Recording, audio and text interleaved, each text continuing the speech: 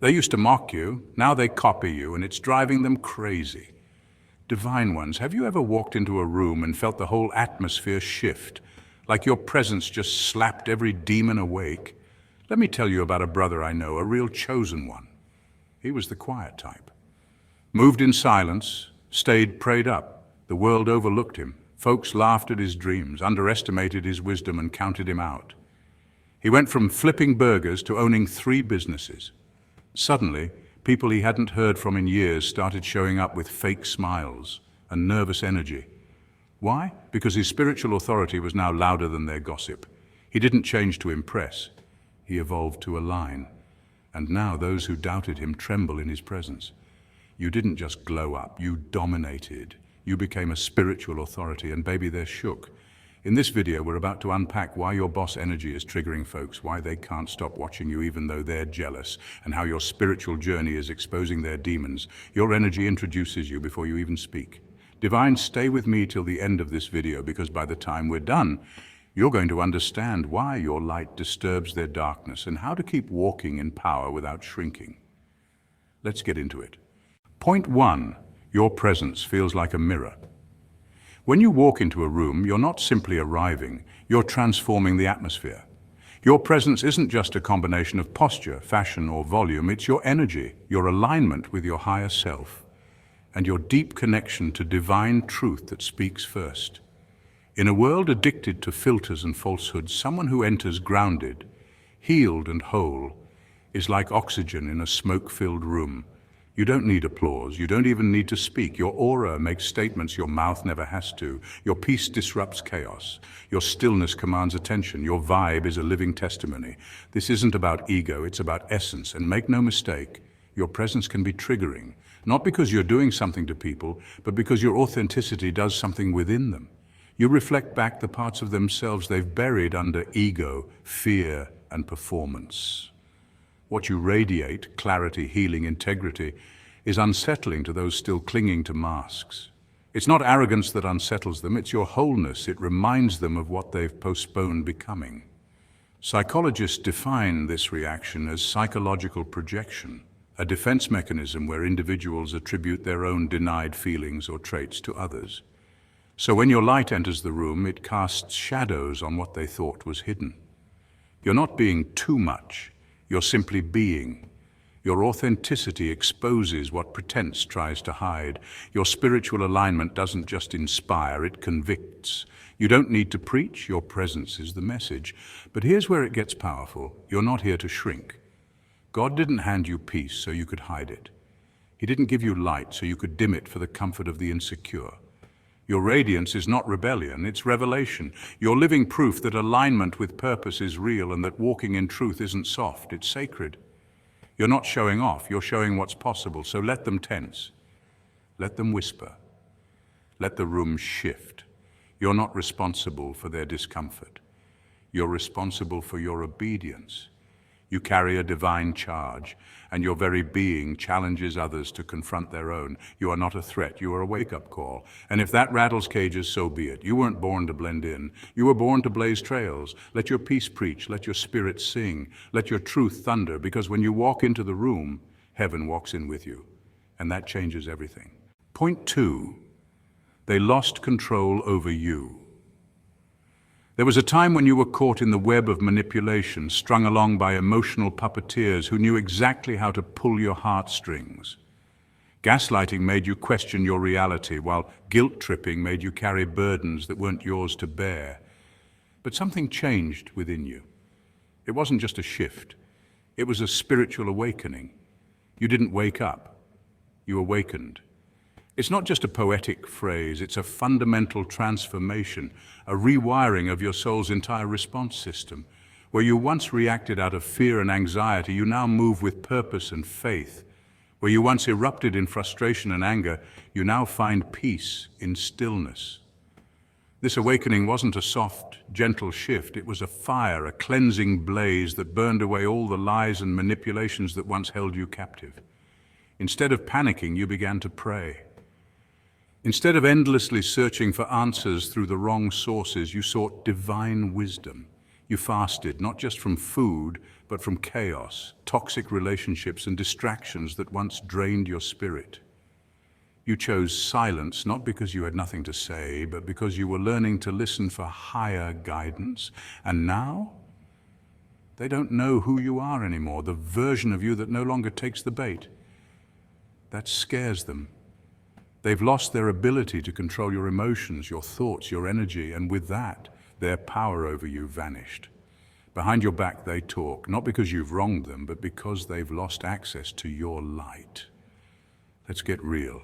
You were the blessing in their lives. Your presence made their darkness bearable. Your empathy gave them comfort, and your grace elevated the environment. But they mistook your kindness for weakness, and that was their mistake. Now your peace is a protest. Every time you choose calm over chaos, you make a statement louder than any argument could ever be. Your healing is a divine rebellion, a refusal to continue carrying the weight of past pain, trauma, and generational burdens. You're no longer reacting, you're reclaiming your power. Your boundaries are stronger than ever, your spirit is protected, and your joy is sacred. To those who thrived when you were broken, your freedom is a nightmare they can't escape. So walk boldly into this new chapter of your life. Don't shrink back. Don't explain yourself. Don't apologize. This isn't just growth. It's divine strategy. You're not cold.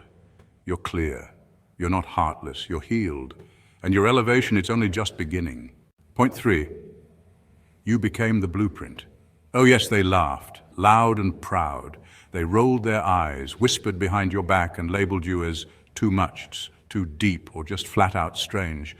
They couldn't understand your vision because it didn't fit into the small boxes they lived in. But now they're watching you like you're the season finale of a Netflix original they never saw coming. Suddenly, your weird has become the new wave. Your extra is now trend-setting. And your too deep sounds a lot like wisdom they're trying to quote.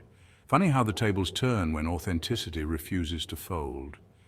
You've become the blueprint, not because you sought validation, but because you chose to walk in purpose when it wasn't popular. While they were chasing trends, you were chasing truth. While they sought approval, you were aligning with your higher calling. And now you glow, not with arrogance, but with the kind of radiance that comes from divine connection. That's not ordinary energy, that's God's frequency. The kind that humbles the proud, awakens the silent, and shakes rooms without a word. Science even backs it up. Studies show that authentic living enhances mental resilience, improves relationships, and boosts creativity. When you live from a place of deep purpose, your brain literally lights up differently. You're neurologically tuned to higher awareness, clarity, and emotional intelligence. That's why people gravitate toward you now. You're not just a vibe, you're a vibration, high frequency. And people feel it, even if they can't explain it. And here's the twist, they may never clap for you in public, but trust, they're taking notes in private. Studying how you carry yourself, how you speak life, how you keep evolving. Your growth isn't just inspiring, it's challenging everything they thought they knew. You're not just influencing them, you're reprogramming the matrix. You're shifting the atmosphere by being unapologetically you. Divines, this isn't about revenge. It's about revelation. The very ones who dismissed you now seek your light to find their way. And you? You keep glowing, keep rising, keep walking in that sacred power. Because while they were watching, you became the standard. The one who didn't just change trends, you changed frequency.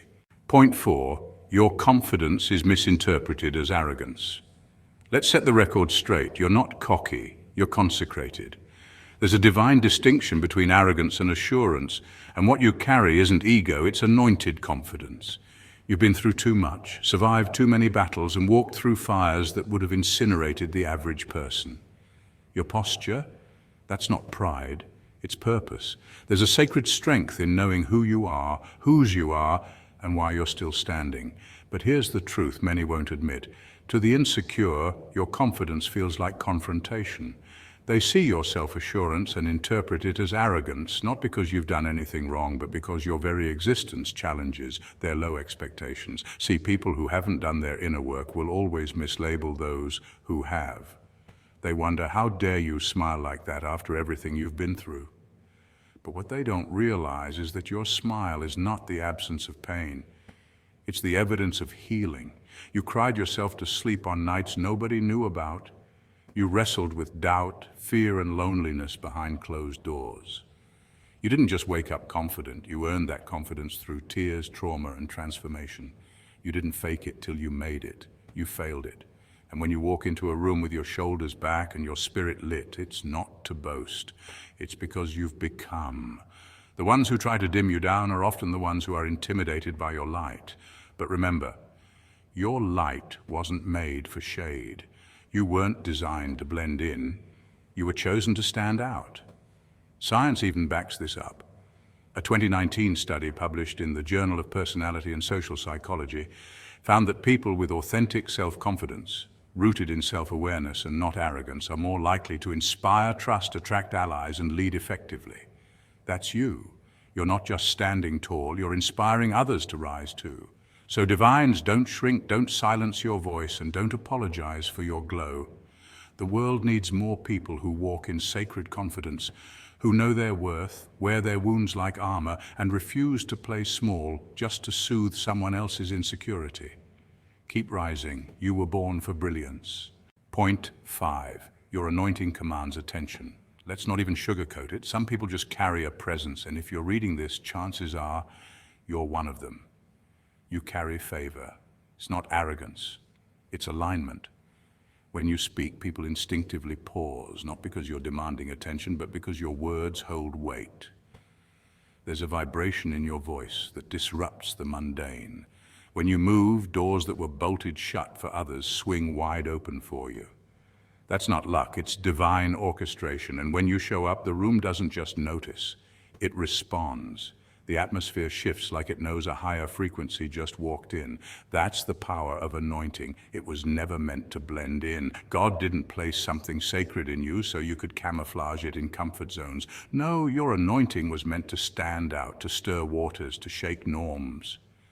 That's why even in your silence, people sense something different. It's why some get nervous around you, not because you've done anything wrong, but because your spirit exposes what theirs tries to hide. It's uncomfortable for them, but that's not your burden to carry. You see, spiritual energy is real. Studies in quantum physics even hint that human consciousness affects the energy around it. So imagine what happens when someone walks in carrying divine backing. The shift isn't just emotional or psychological. It's energetic. You awaken sleeping souls just by existing. You trigger people to think deeper, question more, and confront what they've been avoiding. That kind of power, it doesn't need to scream. It doesn't beg to be acknowledged, it just is. Your authority doesn't come from titles or applause, it comes from above. You didn't have to prove yourself because God already approved you. And when heaven has signed off on your mission, there's not a force on earth that can cancel it. People feel it, even if they can't explain it. They may not like you, but they respect the oil you carry, so stand tall, be bold in your spirit and gentle with your soul. Don't dull your light to comfort the shadows. Let your quiet presence continue to speak loud truths. Because divines, your anointing doesn't need a mic. It's already echoing in realms most can't see. Point 6. They fear your growth because it highlights their stagnation.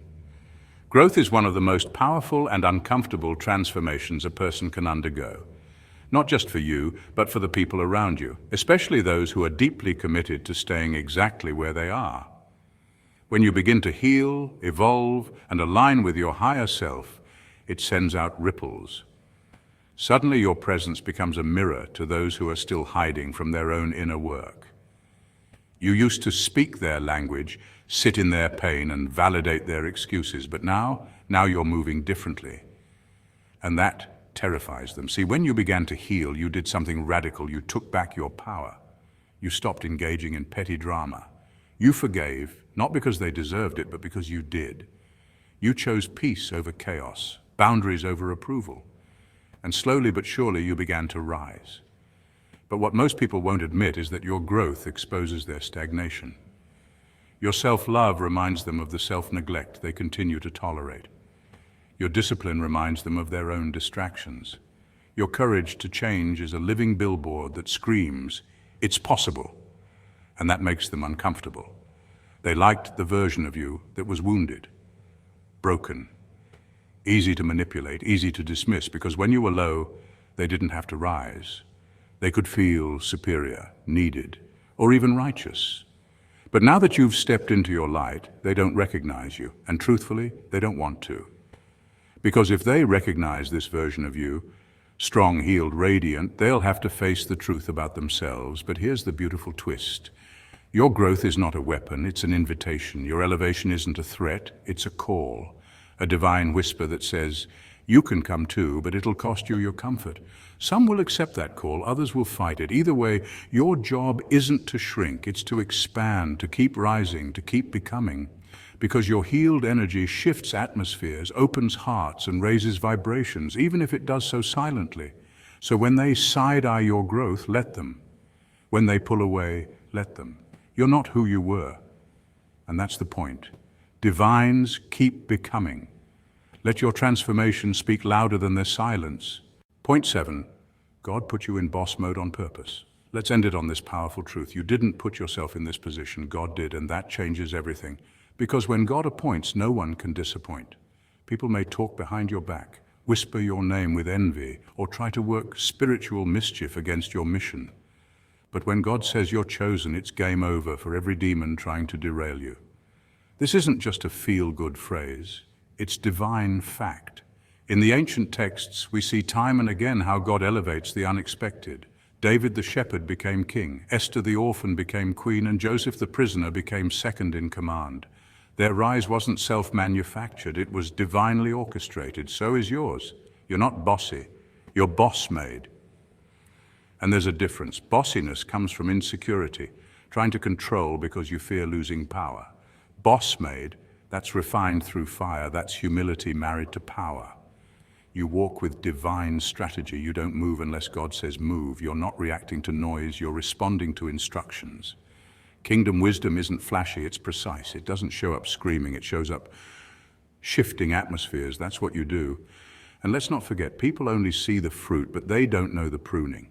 They see the glow but miss the grind. They see the anointing but never felt the crushing. They don't know about the sleepless nights, the betrayals you carried in silence, the prayers you cried into your pillow. But that was the process. The pruning had purpose. Every no you received was protection. Every delay was divine preparation. The world only sees the crown. They don't know the cross you had to carry to wear it. Divines, you were not just elevated, you were appointed to redefine what it means to lead.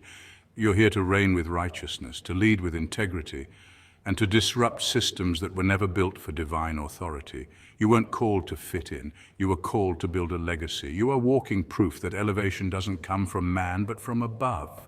So walk boldly, speak wisely, and reign righteously, because your position isn't up for debate. It was written before time began. Let the gossipers talk. Let the doubters doubt. They're just background noise in a divine symphony.